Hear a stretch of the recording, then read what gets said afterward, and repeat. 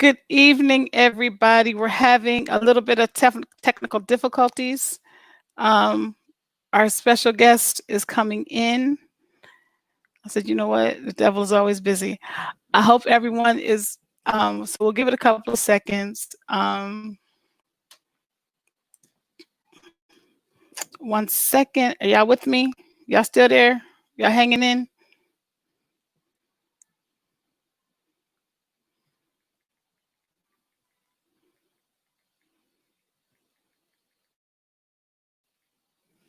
Okay. Let's see. Let's see if this works.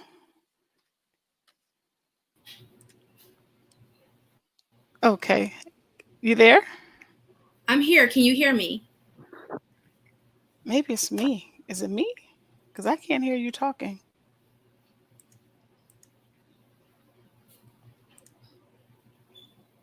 You know, sometimes you got to be smarter than the technology. Can you hear me now? I can absolutely hear you. And you know, it was me, and I'm the IT person. I'm like, why am I not hearing you? And then I just happened to look down at my speaker. My it was the anyway. Hey, good evening. Okay. You got to be smarter than your own technology. Listen, Okay. Hey, everybody. Welcome. It's always something, which tells me this is going to be a very good conversation, and one that, because anytime I have these many issues, it's going to be a good conversation. But welcome, Miss Julia of the look, Black Mermaids. I'm Welcome just taking to. a picture because I'm gonna like try and tell people to tune in, just to remind Okay. people that we're live. So, Okay. sorry, just to try to keep do some more promo and get folks to And we tune are, in. and we're going to do that, and then I'm gonna give you we're going to actually pray in a second, because again, I am a Christian and a Christian coach, and I believe in everything we give honor where honor is due, and that's back to God, and that's giving everybody else enough time to come in as well. But welcome again to our second broadcast of Good Grief, a virtual online support group for grieving, and how. I mean, and again, there's no proper way to grieve. There's no proper way. However you grieve is how you grieve. And today we're talking about, excuse me, grief and Black Lives Matter. And you see my special guest over there, Miss Julia Mallory, out with the Black Mermaids. We will be we'll let her introduce herself in just 1 second. But before we do that, hey everybody that's coming in. I see people that are coming in. Hey Siobhan, hey Cherie, hey Anita, and I think someone else, Daryl. Welcome everybody that's coming in. Come on in. And while everybody's coming in, let's go ahead and pray. Our Father and our God, we come to you, Lord, just saying thank you for another day. Thank you for this opportunity once again to begin to help people grieve in a way that moves their pain to power, and their tragedy into triumph. And God, we just thank you for Miss Julia, Sister Julia, being on the call with us. And God, we just thank you for all those who are listening and watching through Facebook Live as well. God, we just thank you. We bless you. We honor you, and all these things we say in your blessed Son Jesus' name. Amen. And people, this is girl. It's always something. But before we do, what I want to do, while you're waiting for some of your folks to come in, what I have learned to do, and there we go. Um, that's what I want just everybody to see. So, what is our good grief format? It is one. It is a safe space. And please feel free to ask Julia or I any questions. I'll see them in the live. But the first thing we want to make sure we always want to start with the housekeeping, which is we start with respect. There isn't a correct way to grieve. Grieving is different for every person. No, no, a person should not be over it by now. No, we will not talk negatively about someone's journey. Yes, we will support one another. No, the pain will not completely go away, but yes, with God's help, you will learn to live through the pain. And most importantly, you are not alone. Those are our ground rules. Our ground rules. We want to be respectful in this space, because there's a lot of times what we find is, particularly in our community, we've talked about it before. Um, we don't give people the permission to grieve the way that they want to and the way that they need to, or we want them to be over it, and it's okay if they're not. And we're not pushing anyone to be excuse me, to be anywhere than where they are. Is that fair? Is that fair? Is that fair for everybody? So that's where we are with this. So with that said, I am so excited about my special guest today, Miss Julia Mallory of Black Mermaids. Mermaids. I met her through C.S. Bailey and the She Is Still Dope Society. And her story and her journey is so amazing. She and I were talking this week, and I already told her I'm stealing some of, already stole. No, let me not say steal. That's illegal. I borrowed. I borrowed a saying of hers, and I love this so much. Hey Mary, I love this so much. So I said I'm borrowing that, and it was move in the spirit of intention. Wasn't that right?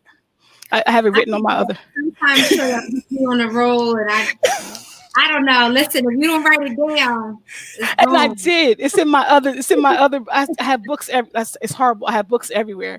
So when we were talking, and I was in my office on my desk, and I wrote it down. And I said, "Oh, I'm taking that," because so often we don't move. We just moving. And Cherie, C.S. Bailey would get on me all the time, and say, "Treya, if it doesn't enhance where God is moving you to, then don't do it." Because or niche down, and figure out the thing that God wants you to do. Because we all are we're good at just being busy, and I can't.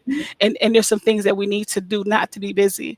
But with that said, I want you to tell everybody who you are in your journey and how we got here, and how and just tell us about who you are. So my name is Julia Mallory, and I am a Harrisburg, Pennsylvania native and resident. And I have a creative literary arts company called Black Mermaids. It started with my publishing journey in 2016, and it has continued to evolve into where I am to now with my brand. So I'm a creative, I'm a poet, I'm a children's book author, and I'm also a grieving mother. And so I believe our time together is centered around the loss of my oldest son Julian to an act of gun violence in the summer of 2017. And so this year marks the third year without Julian in this earthly dimension. And so I've just been trying to basically work with my grief. I realized that if I did not work with my grief after the loss of my son, that basically I would not survive. Either I would be, in a position that I probably just physically would not exist, or I would become a shell of a person. And so neither one of those felt like an option for me. And so I decided to get very intentional about my grief journey. And that is it, and that is what our hope is, to again move people. Like, so I heard someone say today, turn your grief into a grind and do the work. And um and the fact that we're in this season now, we're talking about Black Lives Matter. That's been, because of the police brutality, and um all that, everything that's been going on in the news as of lately. But we have to also remember, yes, Black Lives Matter, but it also matters in our what we do to ourselves, in our own. Go ahead. No, I was just going to let you finish the thought. Yeah, and what we do to ourselves. And I mean, especially with, again, with the situation with your son, we want to raise awareness of that. That Julia Mallory is so dope. Someone just put that up there. We want to raise awareness that yes, our Black lives do matter, whether it's by police violence or by whether we're doing it to ourselves. We need to, if we're going to, in my opinion, and you can get my opinion from here to the door, and it probably give you 10 cents. Um, but we need to live that very thing. We need to live it and breathe it and mean it, even when we have to come against ourselves and say, listen, my Black son mattered, my Black daughter mattered as well. So I think that in the context of like what Black Lives Matter, um, I think it's an overall framework for centering um, the systematic ways in which Black life has not mattered in this country. And so I think even a lot of intra-community violence is also a result of a lot of systematic oppression that has occurred in this country Agreed. for the last 400 years. And so even when we talk about grief, because I used to run a mental health organization, and people would always say to me, well, Julia, Black folks don't want to talk about mental health. And so I tried to, because that wasn't, it really wasn't my experience, because it was like the moment that I told folks that I worked in mental health, people wanted to share all types of stories with me in the way that they thought maybe I would understand, or they considered me to be a safe space to do so. So I feel like even with grief, I think that's another part of it, that Black folks didn't just wake up one day and say, oh, no, I don't want to feel, or I'm avoiding my grief, as so much as I think that it has, from the time that our ancestors arrived in this country illegally, it has been, we have been denied our full humanity, and our emotions are representative of that humanity that we've been denied. And so I always, when I'm working with folks, especially like in my Can We Talk About Grief workshop, I always really start with putting that in context, that we're part of a society that thrives off of us not feeling, right? We're part of a society that asks us continuously to prioritize production over our healing. And so again, trying to remove even the stigma around like why some of us are grief avoidant, right? But I'm in the season of my life that I believe that we cannot avoid our grief and be free. Agreed. And so I'm trying to model that for Black folks. I'm trying to model that and just offer a resource for people to safely come in and basically provide an opportunity to look at their grief in maybe a way that they hadn't considered before, especially in a time of COVID, when we have so many insurmountable losses and folks can't be with their loved ones. And then we kind of are in the thick of anticipatory grief, like what's going to happen next.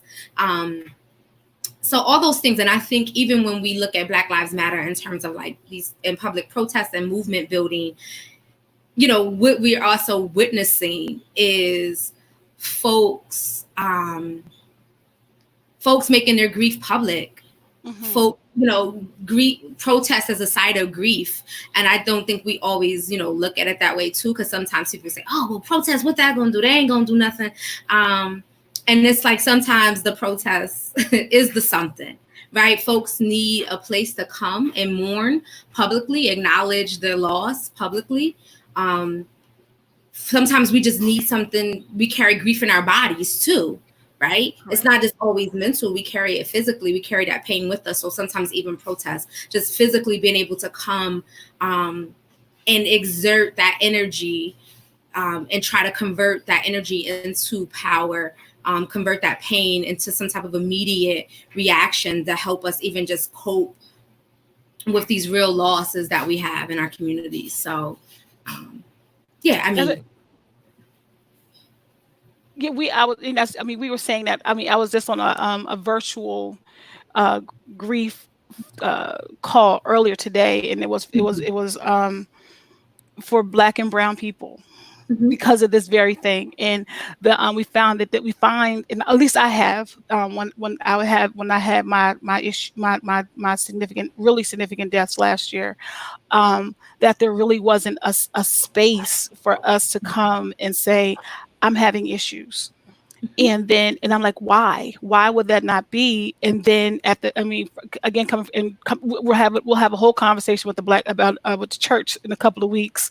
Why are we not, why are we, like I said, I think I said it last week, we get them to the repast, give them the food, and once they get out the door, we're good. And we're not, and they were like, if you need anything, call us. But and I'm like, but why would somebody call? And they may not even know what to say, Yeah. because we have not said it's okay for you to do that. But again, it goes deeper for us. It goes deeper. Our grief goes so much deeper. Like you were mentioning, it goes back to when we stepped off those slave ships, Hmm. and we were told then that, okay, you just keep moving. If somebody dies, you just keep moving.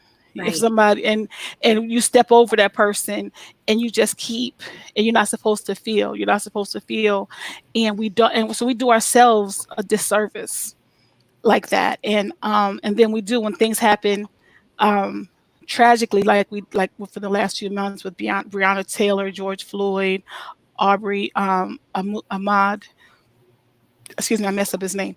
But then it's not just them. It goes back to Trayvon Martin and Abdul.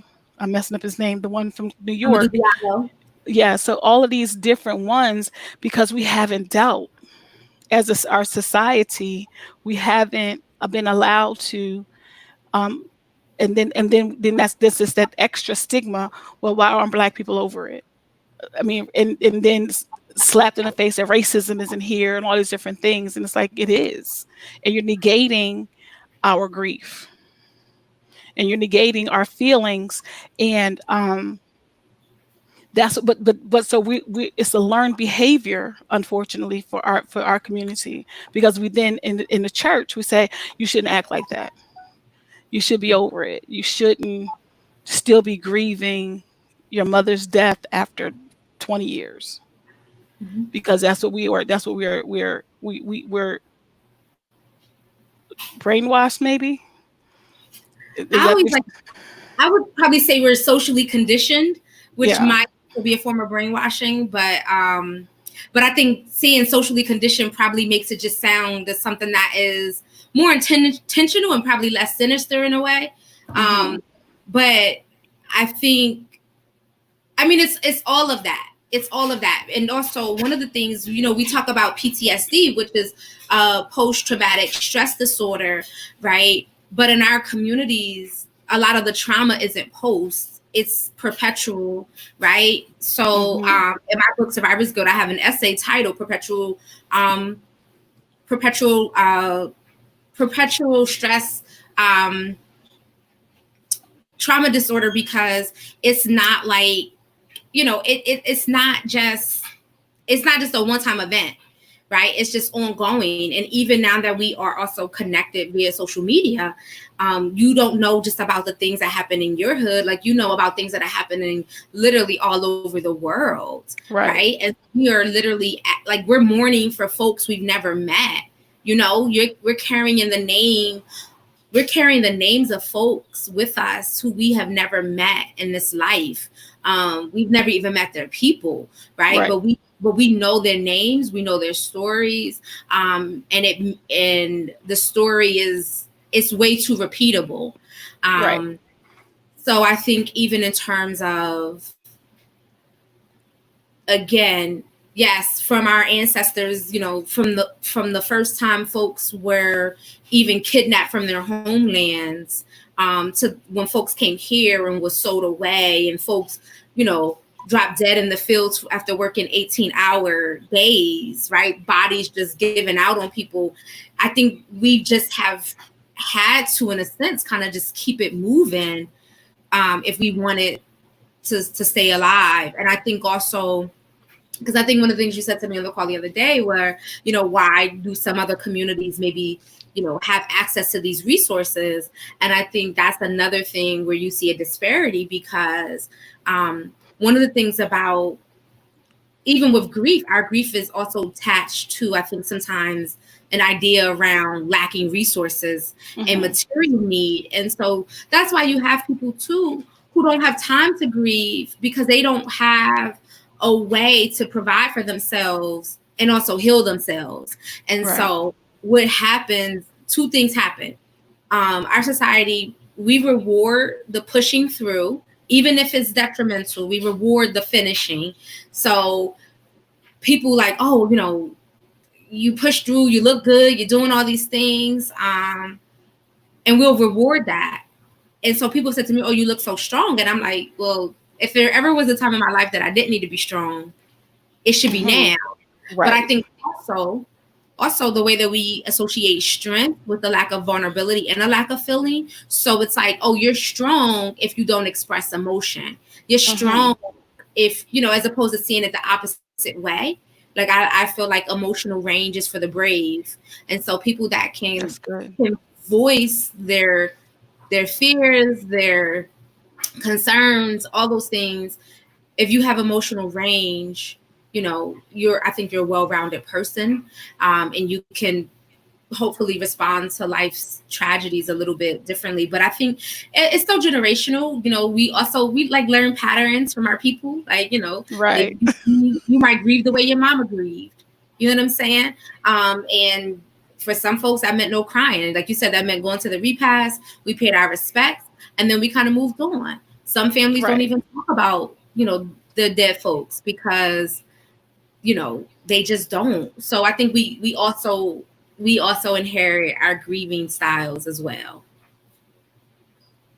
Exactly. Can you all still hear us? Yes, I hope so, because something just looked like it went weird. Can you all still hear us? Yes, I can please still say hear you did. you. It looks like folks are You can still hear. here. Okay, Yeah. spoken to because something just said like something ended, and I hope it wasn't our broadcast. Um, Nope, I still see the live. I still see live. Okay, so and you're right. And and I was telling someone I was having a conversation with someone earlier, as well, and we were talking about the whole concept of good grieving and what good grieving means, or what the concept behind good grief is. And this person, thank you, this person was they work with those who are recovering addicts, and it dawned on them that a lot of their issues and why they're the substance abuse is the end result of something that has been of them they're running from something, and they're trying, and we don't and we want them to be okay. Again, something very traumatic has happened in that life to say, I need to check out. And how do I check out and medicate and self-medicate?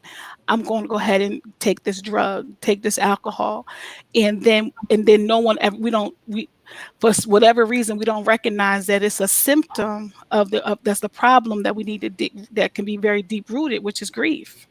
Right. And we don't know how to we only either we don't know how, or we're not trained to we just want to get to scratch the surface and not dig deeper. And go ahead. No, no, no, I'm sorry. No, no, go ahead. Go ahead. Because again, even with the whole concept of the whole Lives Matter, a lot of what's going on, if we stay in context with that, is we're scratching the surface and putting taking the band-aid off a wound that has never really healed, and it's stinky. It is, it's pus filled and it's gross. And you don't want to get in there because it's so nasty, and it's going to take some energy and effort and some extreme medication to clean it up, and not everybody wants to clean up, because I know I have issues with that. But but you have to put sometimes we have to put on our big boy and big girl panties and say, you know what, it's deeper than what the surface, what everybody's seeing. There's something underlying that really is the problem, and a lot of it leads back to the grief. And like you, when you said that you had to find something different how to grieve for your son, I felt that way last year. This time last year, I tell the story all the time. I was very angry. I was very angry with God when He took all the people that He took, but I had to get past that because I couldn't stay in my anger. And I think that's a lot of times where we are, we're just very angry in our community, and we haven't resolved that anger. Yeah. So I think a couple of things. Healing and growing can be very painful. It can be very uncomfortable. And Mm-hmm. so I think that, at the sight of discomfort, I think our natural inclination is to want to end that discomfort. Mm-hmm. Um, but when we avoid our feelings, when we avoid our grief, we really are just prolonging it. We're just Right. prolonging the situation. Not that it ever really goes away, either. And so, even the anger part, I think we also have to be very comfortable with Black folks being angry. Like Mm-hmm. anger is not a useless emotion. Right. It reveals, to me, anger reveals the site of where work can take place. It reveals the site of which transformation can happen. If anger is a site of discomfort, and if we are going to completely just always ignore Black anger and Black rage, then we're never going to be able to do the transformation work that we need to do.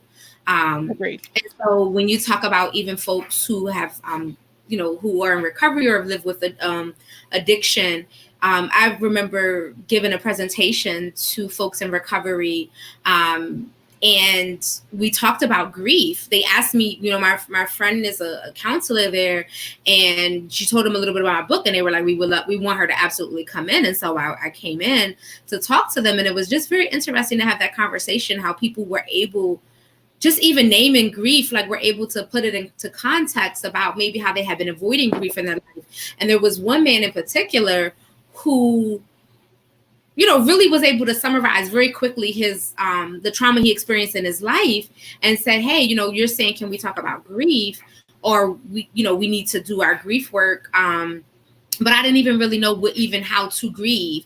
And I was able to share with him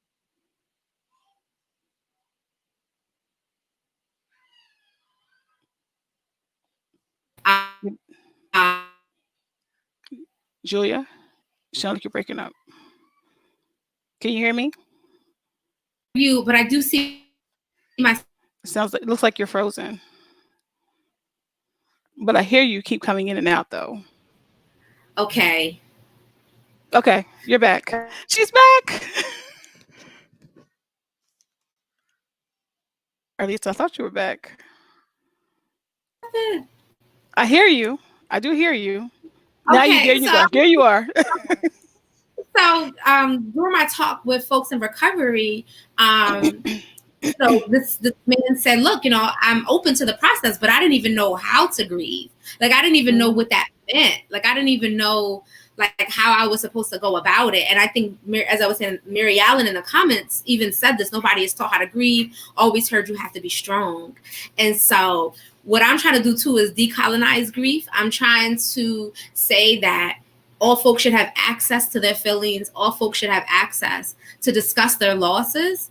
Folks should be able to name their losses, um, even when they're complicated. Because one of the things about doing grief work, um, and while a lot of my conversation and can we talk about grief, I definitely make space for folks who are talking about death-related laws. But we know that that's not the only way that folks grieve, exactly.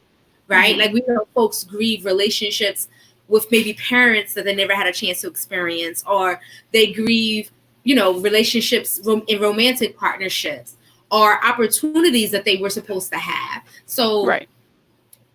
but I think we're in a culture again that I think prioritizes productivity and material gain over that. So that's why we tell people, oh, get about your feelings and get into a bag, right? Like, Right. so it's like, okay. It's like, no, sometimes, like, maybe if you spend more time with your feelings, right? Like, if Right. you spend more time with your feelings, then you can understand them, and then really have real peace. Like, not just jumping up out your feelings to go chase a bag, right? Like, if Right. you secure your peace, then go secure the bag, if that's your mindset. But you can go secure all the material things in the world. If you don't have inner peace, right? It If doesn't you're not matter. feeling, like, all of that stuff will never fulfill those wounds. It just won't, No. right? And No. so I'm just trying to have those conversations, and just even just I feel like model, like, also how we have to be strong. Like, what does that mean? You gotta, like, deny that you're in pain? Right. And I Like, think I do. And I think that's what it is. And I think that for so many, um, being strong, like you said, is showing the strength of not crying, not breaking, and then on the inside you are all of those things. But we're just right, supposed to be, perpetuate this lie. Yeah, I'm right. okay. I'm good. I'm good. How you doing? I'm good. You okay? Yeah, I'm good. Because I think it's easier for the person that's asking the question, because they don't really want to hear I'm messed up. I'm broken, because now we're giving them something that they weren't equipped to handle, because like she said, no one taught us how to do it. So now I'm telling you, I can't make it. And it made me look at you like a deer in headlights. Like, what do I now say to her? How do I help these people? And I think we're doing it because we know that people aren't ready to go there with us yet. So I kind of look at it like a triangle. There's like three things here taking place. So um I don't know how, like, I feel like we have to grow the community that we need to thrive in, right? So if we're constantly denying our pain, always, listen, you got to be okay with folks being uncomfortable around you too. Like, that's another thing. And I talked about that, in a workshop that I just did with folks. I'm like, y'all, like, how are we ever going to prepare folks to be able to engage with the grieving or the folks that's in pain if, one, we're always avoiding it or even don't want to have that conversation with people? Right. And so, listen, like, y'all gonna get these tears. It's okay. Like, life will go on, right?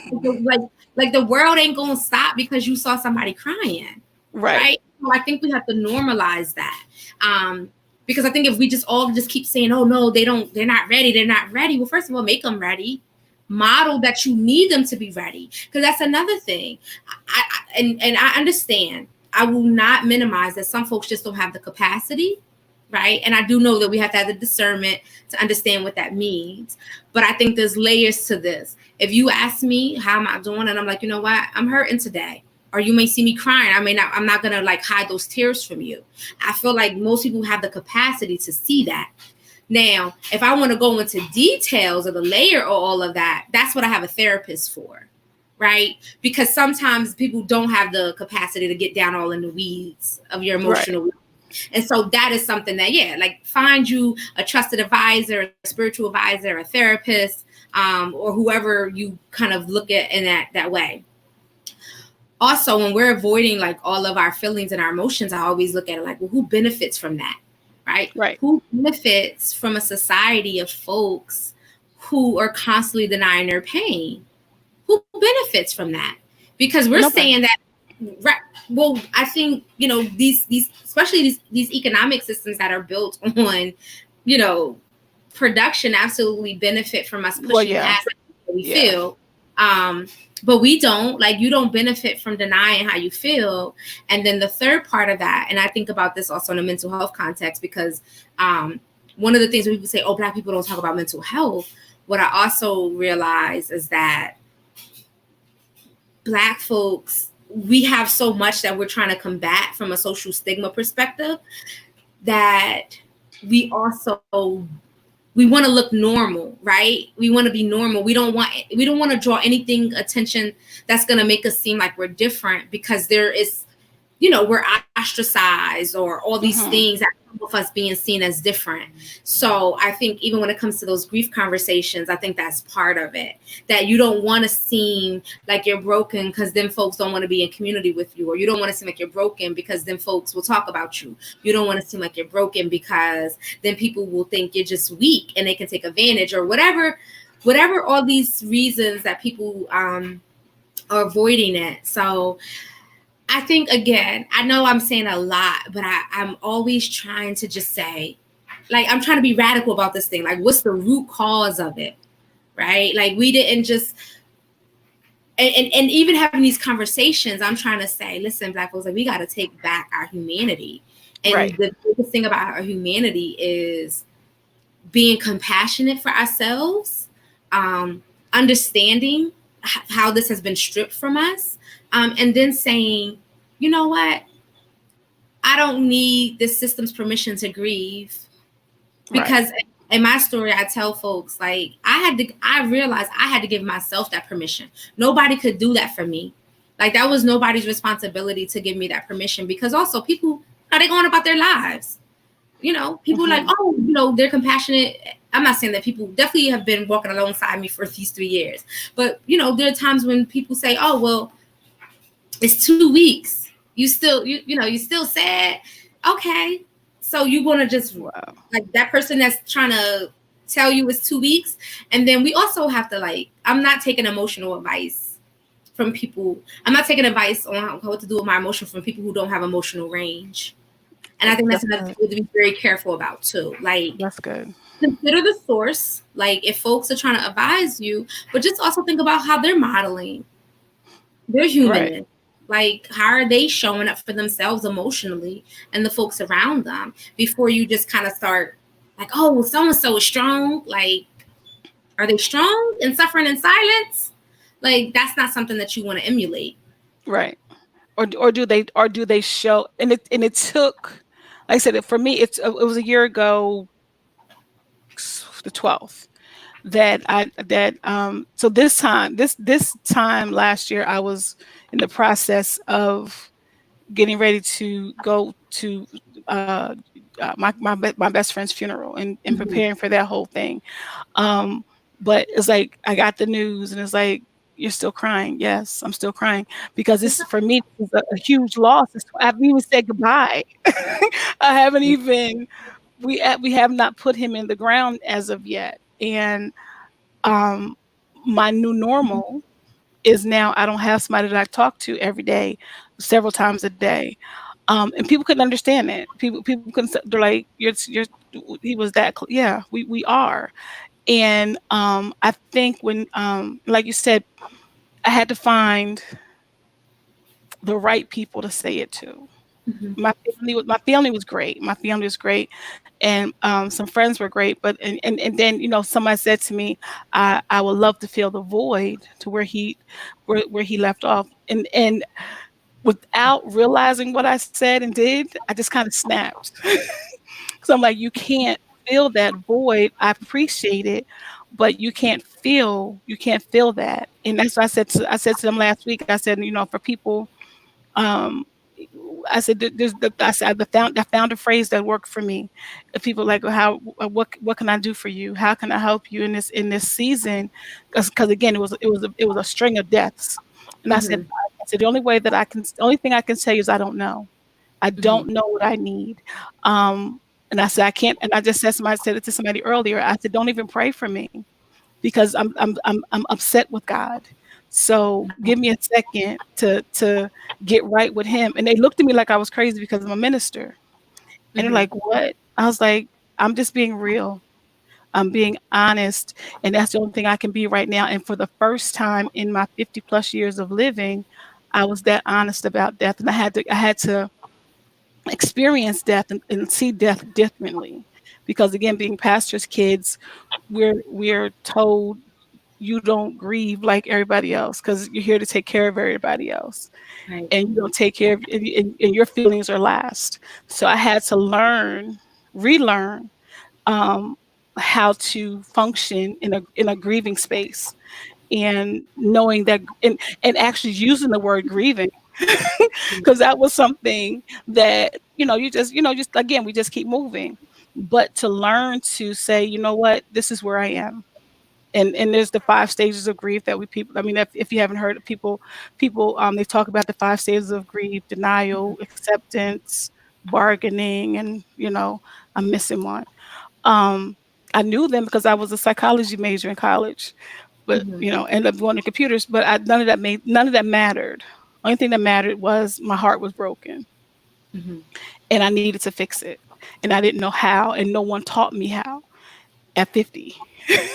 So I had to learn all of these things, and in the same, and in this, and when in learning it, I learned, like you said, more compassion for other people. So when others came back and said, you know what, I lost this person, I lost this person, I stopped. I didn't just go into minister mode. I stopped and said, what is it? How can I help? How can and I was able to go there in their pain because I've experienced it.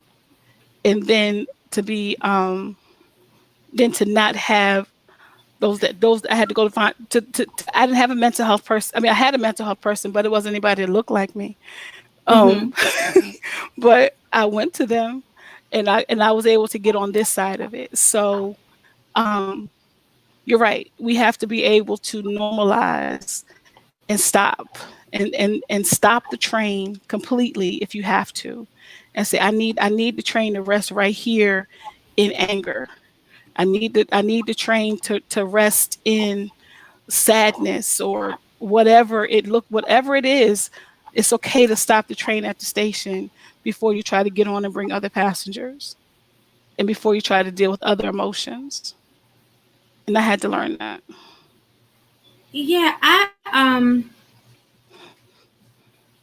I'm sorry for the loss of your best friend. I It's so interesting to hear you say, like, somebody said, "Oh, I want to fill that void for you," because something that people were saying to me that I think they thought was helpful, but it actually wasn't. Very similar, just kind of on the flip side. So I'm a mother of three, and my oldest son passed away, and so people were like, "Oh, well, you still have two other kids, right? You should just focus your energy on them." Um, and it was uh like that's not how it works. Like it's not like, oh, I suddenly now all the love that I had for Julian, like it just died and now somebody else gets to get it. Like Mm, that's not how it works. And so I actually found that to be very challenging, especially because when you're grieving, you have to be honest about your capacity. So even as a right. mom, I had to face a lot of hard truths about what I can do and what I can't do.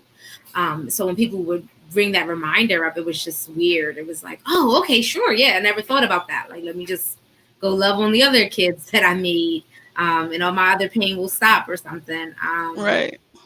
The other thing that you said, when we're talking about compassion, and you're saying like, oh, I was a PK, and so, just kind of that goes against kind of the philosophy, like, right, you care for the flock first, and then you care for yourself.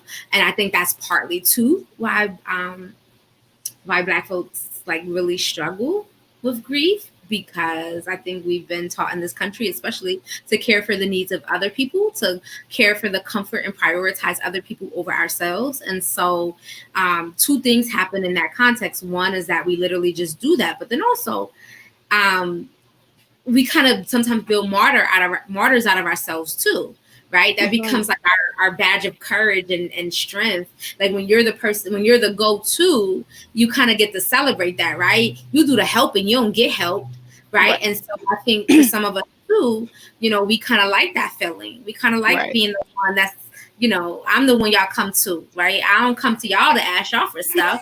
And so I think even from an ego perspective, but then also just literally from a lived experience perspective, that and what happens when you, like, all things are habits. So if you don't have the habit of asking for help or seeking help, you're probably just going to be bad at it, and you're going to feel Right. extremely uncomfortable about it. And so if a lot of us don't have any practice until we are like in a really bad space, the stakes are really high.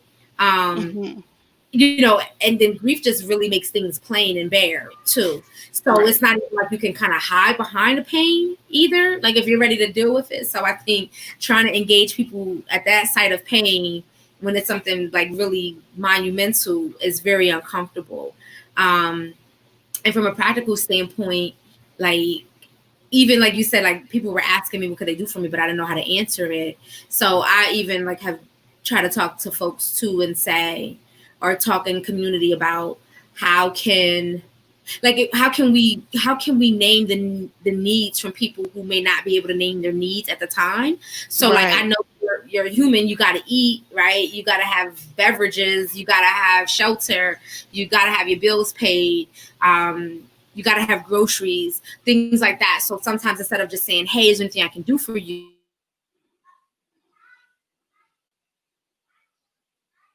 hey, is there anything I can do for you? saying to yourself, And you're breaking up, and I know you're saying something amazing.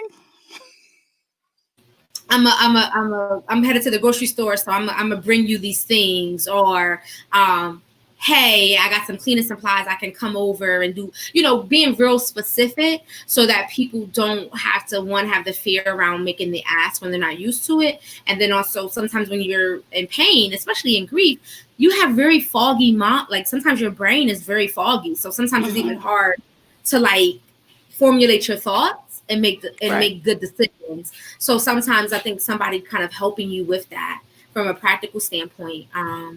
And then the last thing I wanted to say, no, it's kind of the last thing, just about the compassion thing too, because I think we also are kind of taught to like prioritize other folks' compassion, like compassion for other people over having self compassion.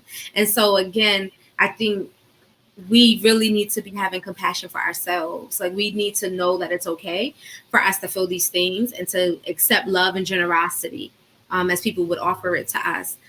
Because I think that's another way that we avoid dealing with our grief, because sometimes we feel like we deserve this pain, or and also one of the things we always, I think in our society, we really are big on teaching that somebody somewhere else got it worse than you, right? Like and so I'm huge on, but that's no cure for the pain. Just like knowing that somebody else is doing bad don't cure my Right. pain, don't heal me. That might make Right. me have some compassion for that person, but I can also have compassion for myself. And so I think that's another thing we really have to be. We gotta really be talking about this. We gotta be modeling that. Like it's okay for you to hold something for yourself. It's okay for Hmm. you to love yourself. It's okay because we always talk about have you gotta love yourself. You gotta love yourself. It's okay for you to love yourself and know that you deserve peace and know that you deserve to be supported when you're going through these difficult moments. So yeah. And yes, and that's similar to. I mean, one of the young ladies, and well, I mean, on the call I was earlier, she and I didn't think about it until she said it about the shame factor. She had a significant loss, and she didn't share it with anybody, um, and which was surprising by the person that she lost. But she said there was a shame factor, because she didn't know who she could trust, and she didn't have, and we all said to her, well, one of the people said to her, and I just echoed it.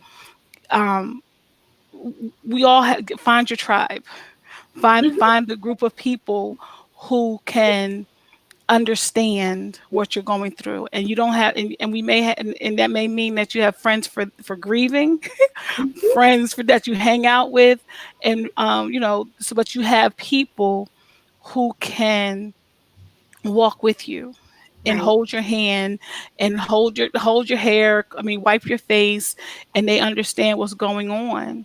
And it's okay to have a separate tribe for each thing.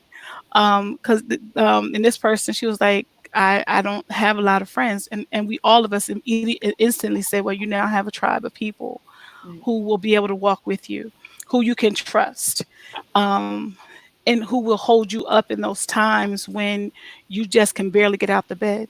And they may come over and say, listen, you get in the bath today. If I got to throw you in the tub, Right. we're going to give you a way of walking with you. So and again, it's a lot of it's learned, but a lot of it is we just need somebody to remind us that you're not here alone. And that's the biggest key. When we're grieving, we're thinking we're the only ones, and we're not. There are people, there are resources. Not, and that was my one thing that I had said to somebody earlier.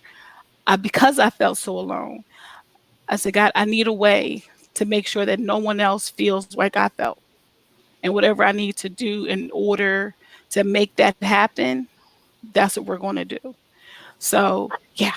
So that's how all of this came about. I would never thought, I'd rather, listen, we all would rather have not experienced what we experienced to get us to this point of grieving. We are much rather, and I was laughing with somebody earlier because somebody in the thick of it, and I apologize. I'm sorry for the loss of your son as well.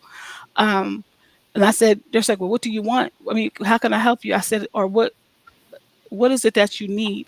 That was one of the questions that somebody asked me. I said, I need my best friend back.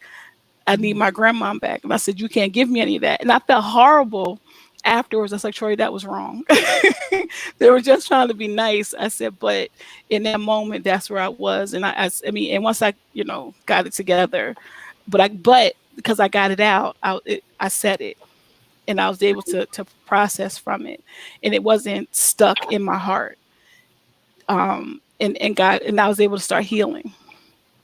So, That's why I think too, like even just like therapy or those spaces that are very safe, um, are good because like you get to say all those like uncomfortable things, right? You get to say like things that maybe people don't even think about, or mhm, don't want to think about, and you have a place to just get it up out of you so that it's not weighing you down and not, um, and not kind of like like the ticking time bomb when somebody says something to you.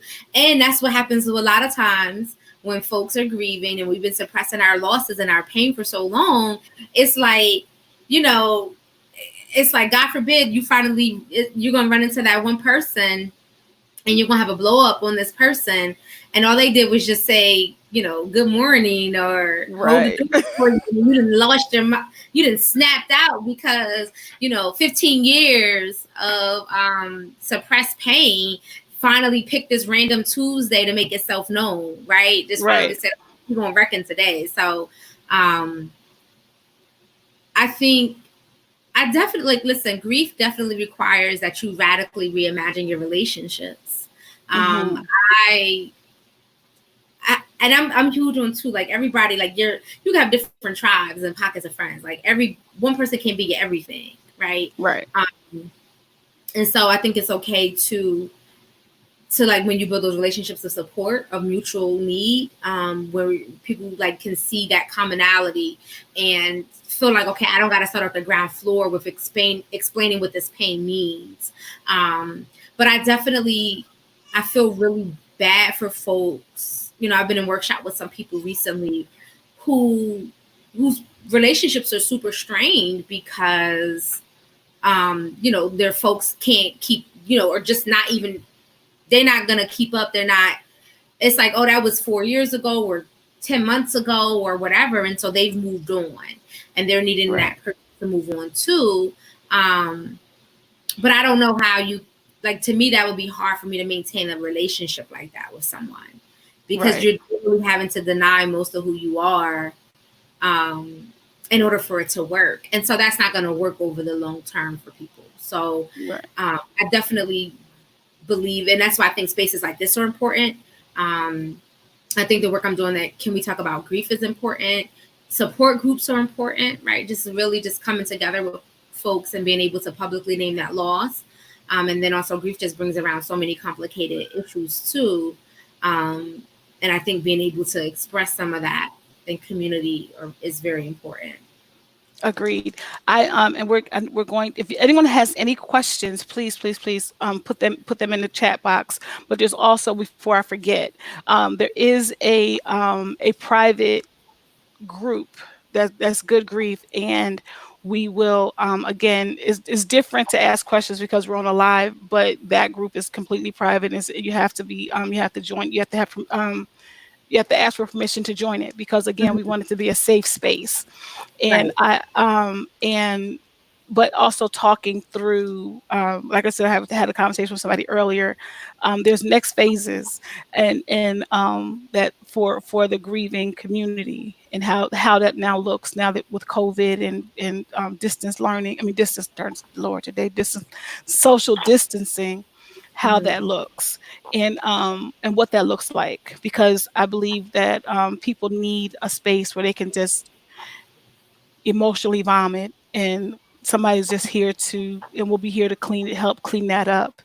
um so we're looking at that as one of the next steps from here, as well. And I know that you and I said we're going to have some conversations about some other things later, Mhm. about what to do for us, and not just us but people in general. But our conversation today is about us and about and again, giving us permission to just feel the grief and to heal from the grief. Um, yeah. And if you haven't done that, I hope today that we have helped you to understand that it's okay. It's okay to grieve, and it's okay to still be in the grief, even if it's 20 years later. It's okay. Yeah, some Um, losses, and I think too, Troy, one of the things that I struggle with is just having the conversation with folks about grief and healing, because losing my son is not something I'm ever gonna heal from. Like I'm a heal through it and I'm a grow through it, but it's not something that is just like, oh, okay, whew, that's you're no longer like it's always gonna be a part of me, and right. so I try to also talk about the work in that way, like try to frame it. That like working with your grief is not a quick fix. Like it's not like Mm, okay, whoo, I did my grief work and now I can go on with my life. Now, for some people, it depends on the circumstances, right? Because as you said, everybody grieves differently, and our healing journeys won't always be the same. But I really just try to stress that to folks that it's something that you will work with, and it depends on different stages of your life of maybe of how intense that work will be. mhm. We're all grieving something, right? Like we're all dealing with the loss of something, or someone, Exactly. and so those losses might feel different, and things that maybe you were not necessarily affected by 10 years later, might present very differently. Right. It might just hit you all of a sudden. So again, just trying to grief work is very nuanced, is very Mhm. layered. Our emotions are very layered, and so just trying to talk to folks about that so that they kind of also anticipate, oh, okay, this is kind of how it's gonna be, right? It's not just a quick, easy, oh, I went to a workshop, so now I'm healed. Right. No, and that's not it. In a way, I kind of maybe I wish that it could be that it could be that, Oh, but absolutely. it's not. Definitely wish it could just be like, okay, read these three means, take this workshop, Eat an apple twice a day. sprinkle, water on you, and Right. think Turn about around in a it. circle 3 times and, Yeah, no, boom, you're done, but it's not. And, like I said, I know and I want you to actually again, tell people about Black Mermaid, because I know when I had, and I told some like I said, I told a group of people today, I said, "The grief is not the loss is always gonna be there, but the right, key is to live through it." And how do you live through that loss? And right, in my book is Soul Ties: Letters of Love, different ways to honor that person so you can begin to move on. And like for me to get through my 2019, it was writing, but that's not everybody. right, That doesn't work for that may not work for somebody else. Somebody else, they may want to go out and plant a garden because right. that Might honors the want person, to dance, right? Or dancing. I hope right, you dance, and it's okay. However that works for you, works for you. It's your thing. right, Um, and again, we have to make sure that we tell people, listen, just because that's how they do their grief work is not how you do yours. As long as you do the work. If I right, could steal a Yala Van Zant's saying, do the work, because that's the only way you can get to the other side of it, which actually isn't that bad. If you can take a page from myself for Julia's book, life book, you can see that we're okay. We're still standing, but that doesn't mean that we won't have a bad day. That doesn't mean that we won't have a bad moment, a bad second, but we're here because we've allowed ourselves to go through the grieving process and continue to allow ourselves to go through the grieving process. And we've given ourselves that grace. But before and we are coming at time, but I want Julia to tell everybody more about Black Mermaid. And I know she has some other things coming up in the next few weeks, next few days, just to tell us who Black Mermaid is. And I have your website up here. So while you're talking, I'll bring your website up. yeah. So Black Mermaids, the title of my company, it comes from My first book is called Black Mermaids, and I have a title poem in there that reimagines the mythology surrounding mermaids. What if our enslaved ancestors, the ones aboard slave ships that jumped overboard or were thrown overboard, when they hit the water, they in turn became mermaids? And so it's this idea of like even kind of a life after death, and um, just even as a metaphor for all the things that Black folks have survived that were ultimately meant to destroy us. And it's so how we rise above the circumstances, um, despite the ongoing and persistent things that, that basically are trying to end us. And Right. so started with one book in November 2016, and it has since become a brand. I didn't plan for it, but I am absolutely leaning into the full potential of what Black Mermaids can represent. So, am Yeah, I? Oh, go I'm sorry, go ahead. ahead. No, I was just No, saying, no. my latest book is called Survivor's Guilt, which takes an unflinching look at grief. It's a collection of creative nonfiction and poetry. And that's everything's right. And this Black Mermaid is scrolling across the bottom here, and we'll leave that up. And I actually, I'm in the process. If you hadn't ordered, I'm great. Order my shirt. I forget what title it is, but I'm ordering because I saw it and I loved it. But uh, if you have any questions or if you want to get in touch with Julia, you can go to her website, Black Mermaids, or you can email me and I'll send the questions over to her. But I absolutely appreciate you coming on today to have this conversation, because yes, our Black lives do matter, um and And but we black also have. and black grief matters. I'm Black grief sorry. matters. I said in And black Black grief grief. matters. We, Exactly. we cannot avoid our grief and be free. Exactly, and that's what I was going to say. But also in our shouting the Black lives, let's remember that there is, because again, the trauma that was associated with the last few months of all the Black lives. I mean, that's grief all in itself. That added to the COVID and everything else. So I would say, be kind to yourself as we get ready to close out. Be kind to yourself. It's okay to be where you are. Um, don't don't beat yourself up because you're listening to the norms of our society and saying this is where you need to be. It absolutely is not. You are where you're supposed to be. But again, we are here, and I know Julia has some programs that's dealing with the grief piece, and as well as I am, and that's what we're here for. Again, if you next week we're talking, we have I think it's grief and the loss of a child, and then the following week is grief in the Black church. Well, grief in the church. I don't want to say the Black church. It's grief in the church.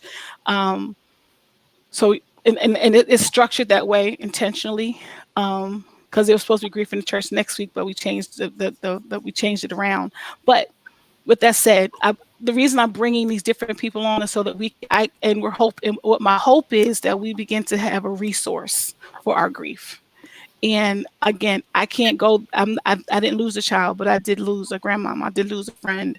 But I can say, hey, I know Julia over here can help you out, or this person can help you out with this. And that is my. So what is good grief going towards? Outside of just still being an online support group, we're also trying to make sure we have resources for our community so that they can reach out to other people to help them, guide them through this whole process. Because again, you're not alone. You're not alone. And my mantra has always been, we're stronger together. And Miss Julia, thank you so much. I'm so glad that Cherie introduced us. Go out Likewise. to, go out to blackmermaids.com and get Survivor's Guild, her other two books, Breathe. Lord knows that's a good one. We just need to breathe because we're not doing that. That too. That's a good one. So again, thank everybody who tuned in. I'm here. There's my email, info@justtroya.com. I'm here. I'll see you on Saturday for Soul School with Just Troya. That's on Saturdays on the Shia Seal Dope Society. Society Network. So I'm really busy.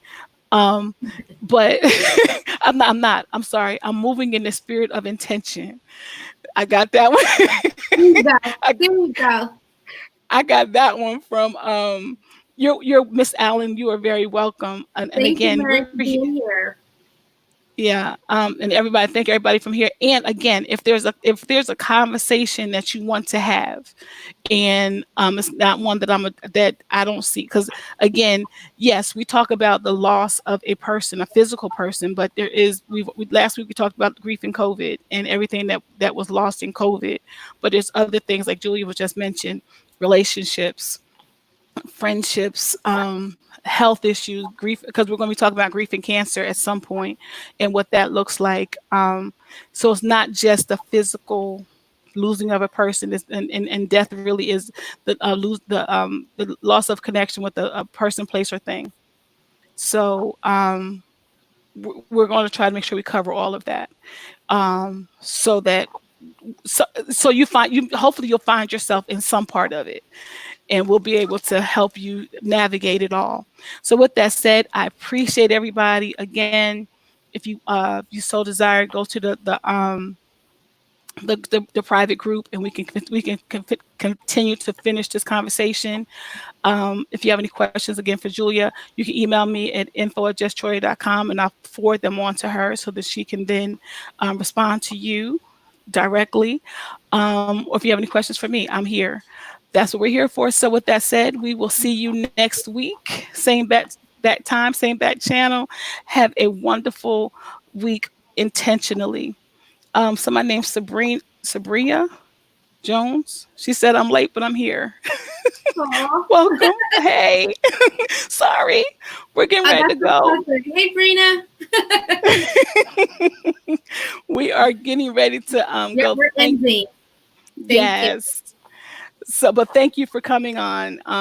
But you can re-listen, and do me a favor.